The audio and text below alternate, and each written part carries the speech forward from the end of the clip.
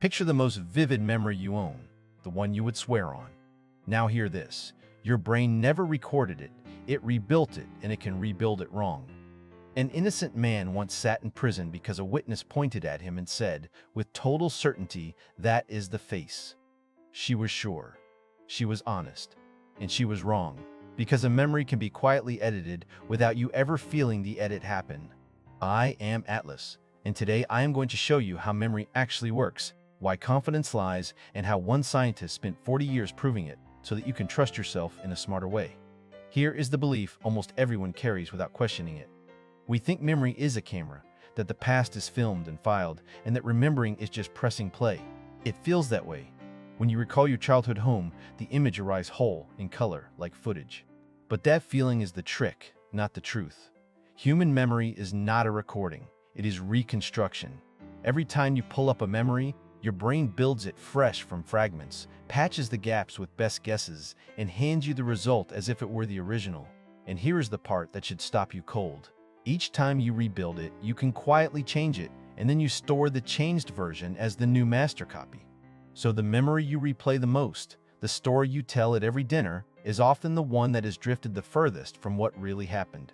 You are not retrieving the past, you are remixing it. Think about what that means for you right now. The events you are most confident about are the ones you have rehearsed the most, which means they have had the most chances to shift. This is not a flaw in you specifically. It is how every human brain is built. A cognitive scientist named Elizabeth Loftus spent her whole career chasing this idea and nailing it down with hard evidence. And she started by asking a deceptively simple question. Could a single word change what a person remembers seeing? In the 1970s, Loftus ran an experiment that looks almost too simple to matter. She showed people a film of a car accident, then asked them how fast the cars were going. But she asked different groups using different words. Some were asked how fast the cars were going when they hit each other. Others were asked how fast they were going when they smashed into each other. Same film, same crash. One word changed. The people who heard smashed estimated the cars were going significantly faster than the people who heard hit. One verb reached into their memory and turned up the speed dial. But she was not done, and the next part is where it gets serious. A week later, she brought them back and asked a new question. Did you see any broken glass? There was no broken glass in the film. None. Yet the people who had heard the word smashed were far more likely to remember glass that was never there.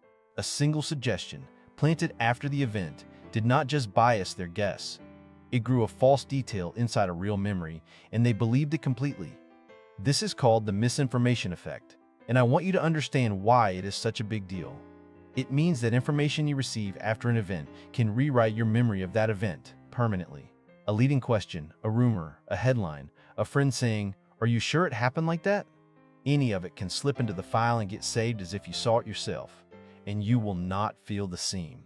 That is the terrifying part. The false detail does not arrive with a warning label. It feels exactly as real as everything true around it. Now let me be straight with you, because I am not here to sell you fear.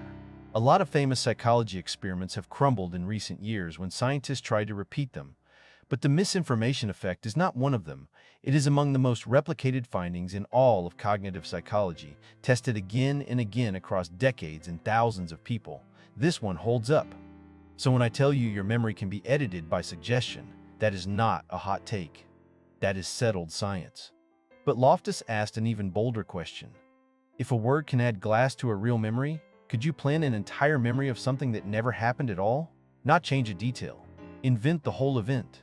So she and her colleagues designed a study now known as Lost in the Mall. They took ordinary adults and, working with each person's family, fed them a childhood story that was false. The story was that as a young child they had once been lost in a shopping mall, frightened, before a kind stranger reunited them with their parents. It never happened. The families confirmed it never happened. The researchers simply presented it alongside real childhood memories and gently asked people to try to recall it. And a striking number of them did. They started to remember it. Some added details the researchers never gave them, the color of the store, the fear, the stranger's face. They built a whole false memory and lived inside it. Now here is where I have to be honest with you, because honesty is the whole point of this channel. That original mall study was small. It involved only about 24 people, and roughly a quarter of them came to accept the false memory. That is not everyone, and the study gets overstated all the time, so do not walk away thinking anyone can plant any memory in anybody. That is not what it showed. Take it as one careful study inside a large and repeatedly confirmed body of work, all pointing the same direction. Memory is more malleable than we ever wanted to believe. Now let me take this out of the lab, because this is where it stops being interesting and starts being life or death. In the American justice system, eyewitness testimony is treated as gold. A witness points, a jury believes, a verdict lands. But watch what happens when DNA evidence lets us check those old convictions against the truth. In the United States, when researchers examined more than 250 cases where DNA later proved a convicted person was innocent, one factor showed up again and again. Eyewitness misidentification played a role in roughly 75% of them. 3 out of 4 innocent people, put away in part because someone looked at them and remembered a face that was not theirs. And these were not lying witnesses. Most of them were doing their honest best. Their memory had simply been reconstructed, contaminated, and reshaped, sometimes by the very way police showed them the lineup. Here is the insight I need you to carry out of this video, because it changes how you should listen to everyone, including yourself. Confidence and accuracy are only weakly related.